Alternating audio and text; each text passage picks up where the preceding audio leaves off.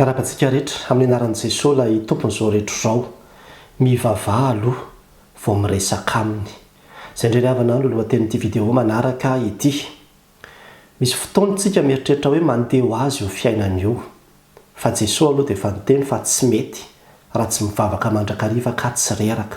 Luka 7:10.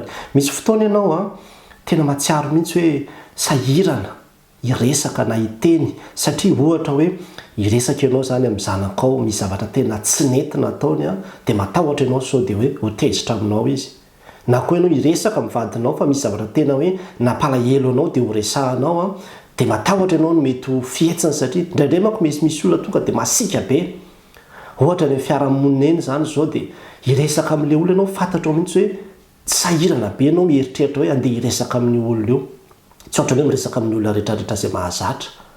Na koa indraindray mety tanora ianao dia andeha hitory fitiavana amina vehivavy izay tena hoe tianao dia matahotra ianao dia alohan'ny iresaka aminy na any am-piasana any. Indraindray ianao iresaka amin'ny lehibe anao na ohatra hanao entretien ianao na misy zavatra izay ataonao zany hoe iresaka amina olona ianao.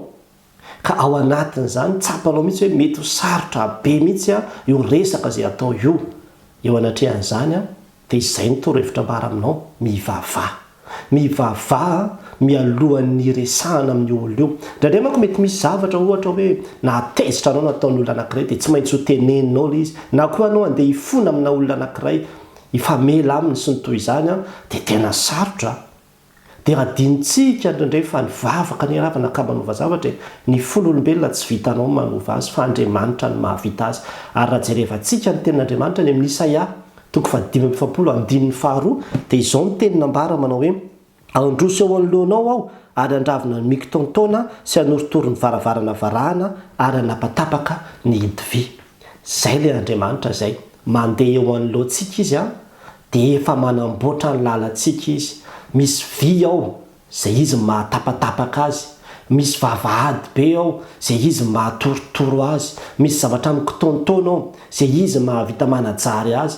Dia izay no Andriamanitsika ka izay no antony ivavahantsika mangataka amintsika hiasa melosa aty izay tompo andeha hiresaka amin'ity olona ity.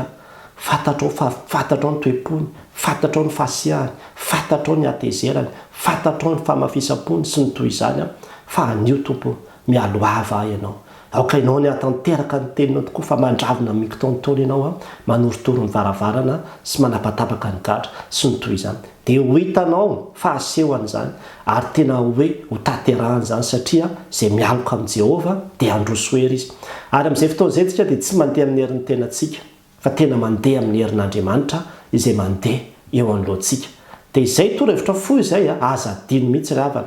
Alohan'ny resahanao amina olona anankiray izay heverinao tena hoe manahirana ilay resaka, mivavaha aloha, mipetraha aloha, mandolia aloha, eto ambavaka mihitsy aloha iny fotoana izay ionanao amin'iny dia ho hitanao fa hiasa meloha Andriamanitra dia mety zavatra tena hoe hafa mihitsy no iseho rehefa avy eo noho ny herin'Andriamanitra fa tsy misy mahavita manohatra an'Andriamanitra fa izy ny Jehovahandriamanitra ny nofo rehetra ary tsy misy zava-mahagaga izay tsy hainy. Nofo rehetra hozy izy izany ny olombelona rehetra azo ny asana daholo. Ho an'Andriamanitra ny voninahitra dia mahay reza ry havana. Amen.